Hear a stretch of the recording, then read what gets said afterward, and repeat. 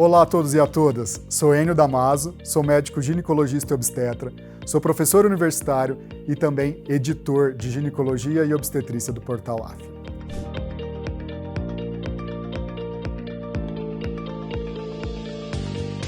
Vim trazer para vocês mais um vídeo de atualizações. Hoje eu vou falar sobre a atualização das diretrizes para rastreamento do câncer de colo do útero, do corpo citológico, do famoso Papa Nicolau, ao teste molecular, o teste de DNA do HPV, do vírus relacionado a essa doença. Antes de falar das diretrizes, eu quero chamar a atenção para vocês sobre alguns dados sobre câncer de colo do útero. No Brasil, é o terceiro câncer mais incidente em mulheres. Tem alta mortalidade, especialmente nos estados da região norte e nordeste. Tem esses mapinhas aqui de dados do Ministério da Saúde mostrando o roxo mais escuro com uma maior incidência, então a gente vê os estados do norte e nordeste, e a mortalidade também maior nesses estados. O que a gente tem hoje no Brasil? A gente tem um rastreamento oportunístico. Esse modelo vigente é a mulher procura o atendimento de saúde, procura a unidade de saúde e lhe é oferecido o rastreio de câncer de colo, que é feito através da colpocitologia.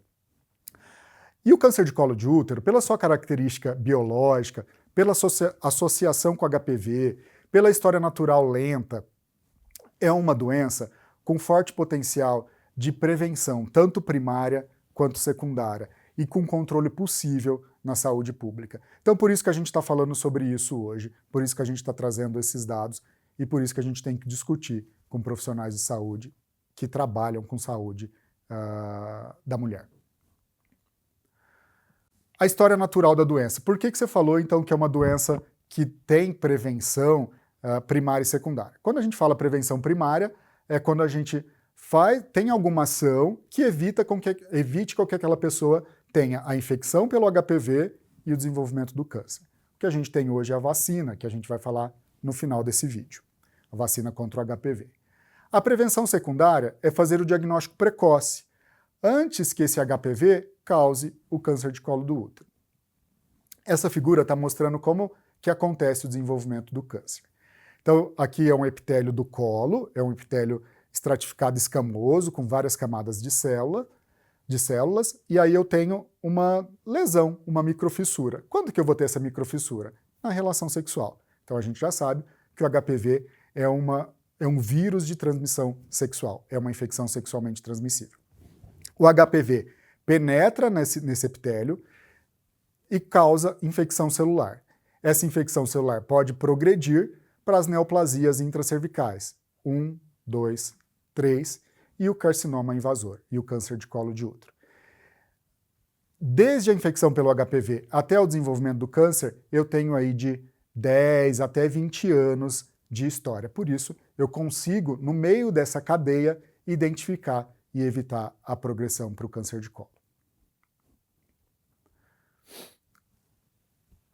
Hoje, o que a gente tem de desafio no Brasil?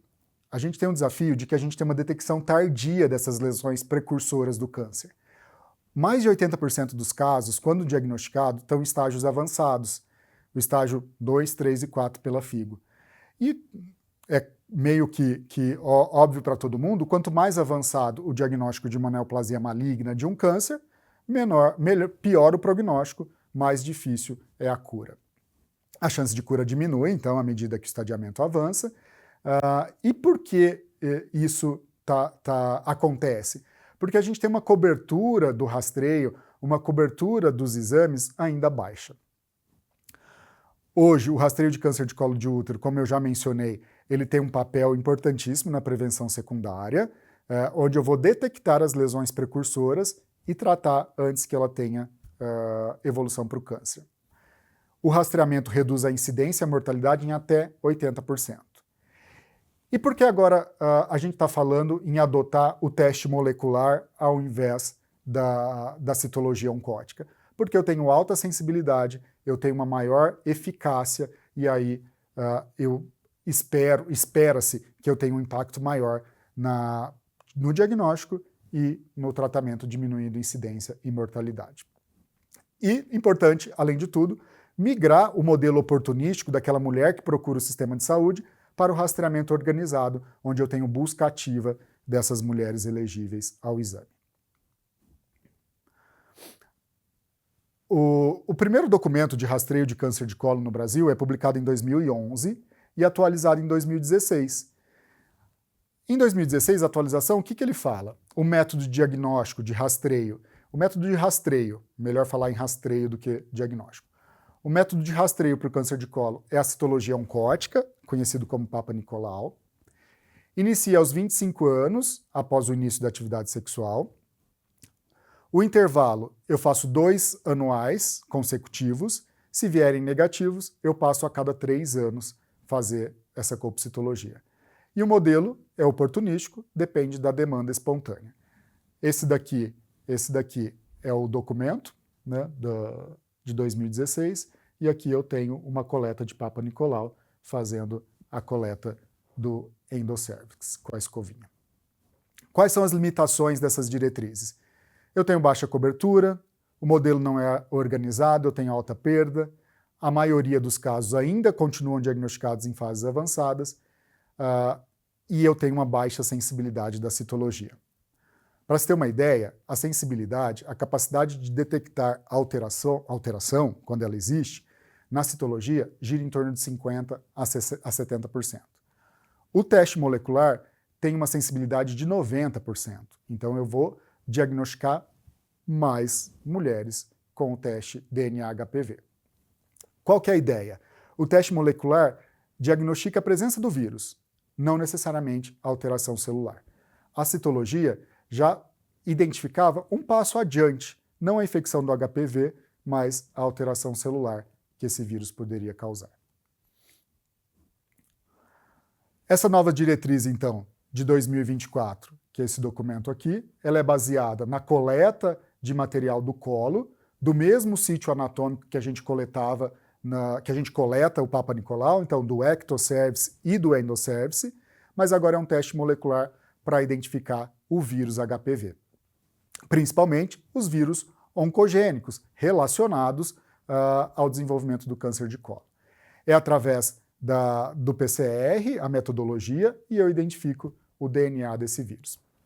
O início também é aos 25 anos, na população, em mulheres sexualmente ativa, e encerro quando o último teste, acima dos 60 anos, apresentar resultado negativo.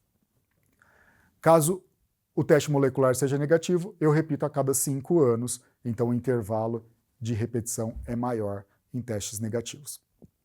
O modelo é um modelo organizado e não oportunístico, onde haverá busca ativa dessa paciente. E essa coleta? Como que vai ser feita essa coleta dessas regiões anatômicas? Por profissionais de saúde, médicos, enfermagem, mas será possível também a autocoleta.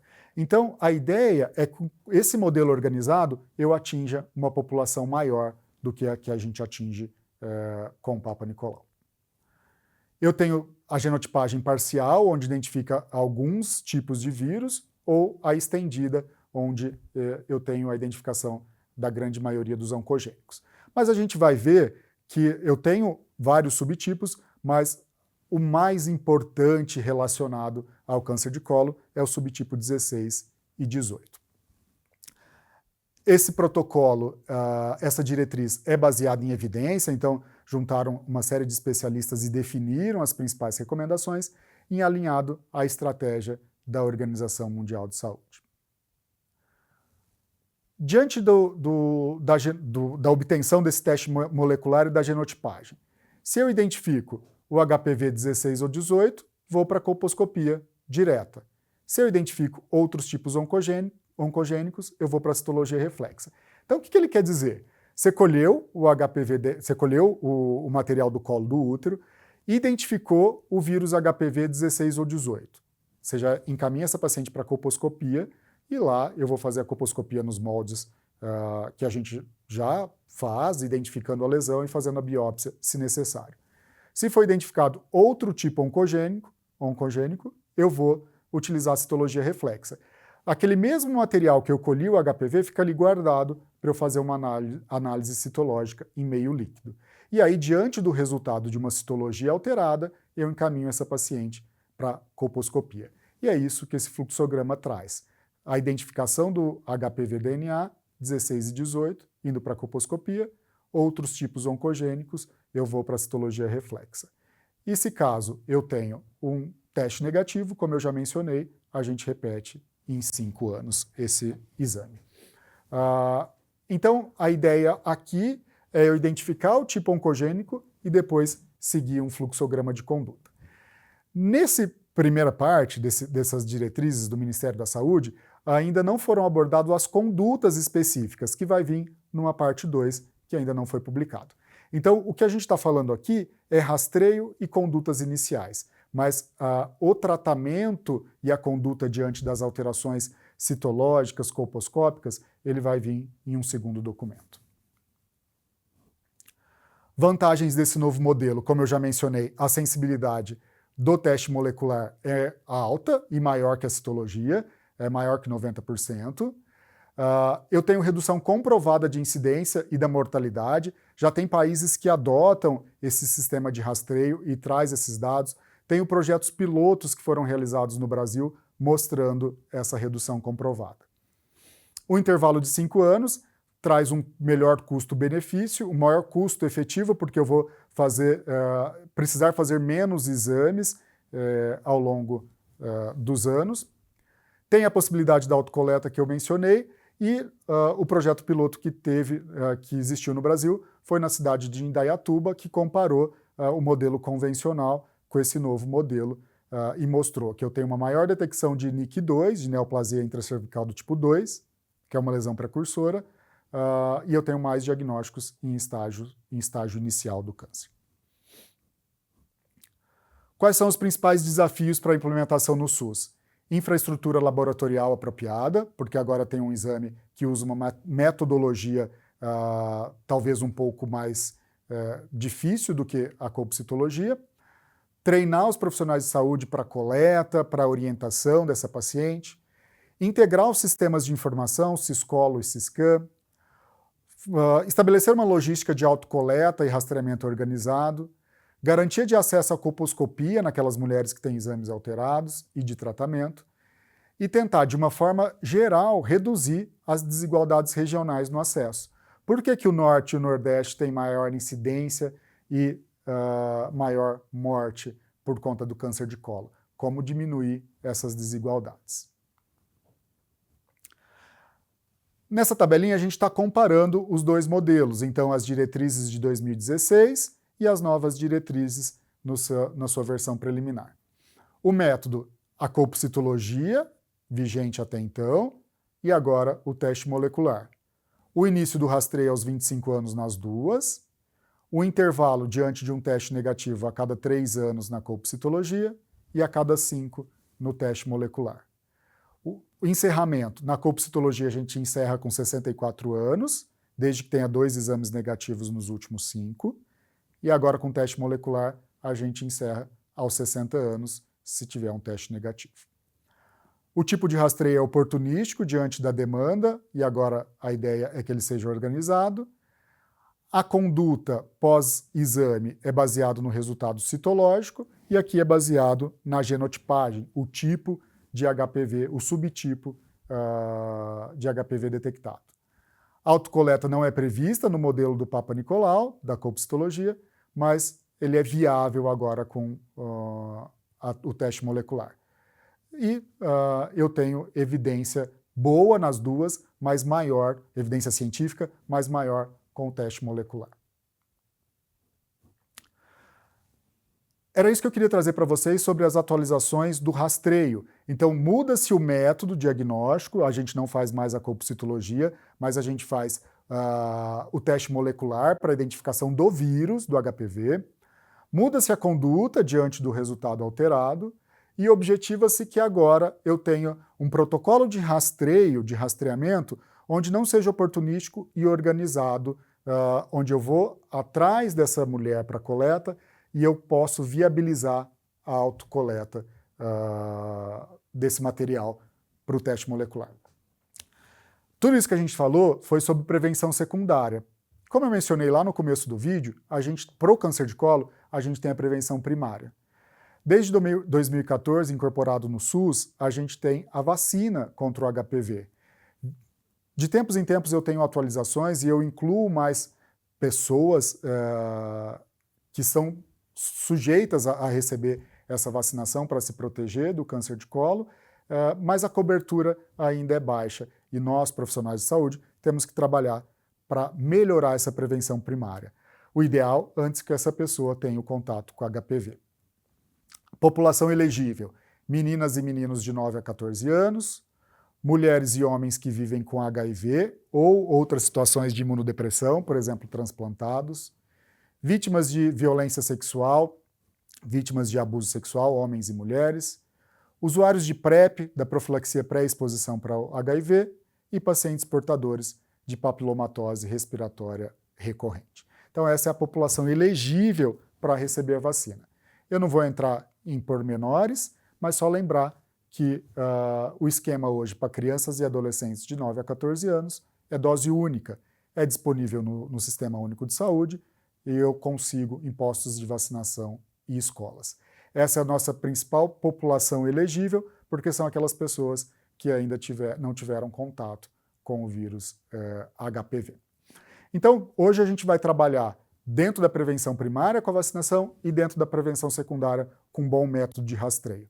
Pensando nisso, o Ministério da Saúde publica essas novas diretrizes, onde o teste para rastreio passa a ser, então, o HPV-DNA, né, o teste molecular. Era isso que eu queria trazer para vocês.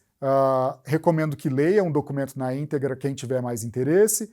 Aqui eu quis trazer os principais tópicos dessa atualização e eu deixo como mensagem final esses tópicos para vocês. Câncer de colo de útero é um problema de saúde pública, no Brasil ainda terceiro principal câncer em mulheres, e ele é evitável com rastreamento efetivo e com prevenção primária adequada e com boa cobertura.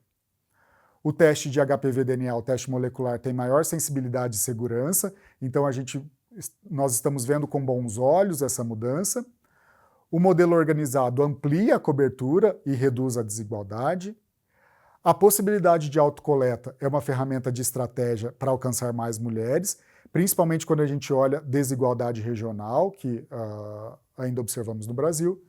E eliminar o câncer de colo de útero como saúde pública é possível e nós, profissionais de saúde, temos que estar do lado dessas mulheres para que a gente consiga bons resultados no futuro. Pessoal, obrigado por me acompanhar até aqui, era isso que eu queria trazer para vocês. Um abraço e até o próximo vídeo.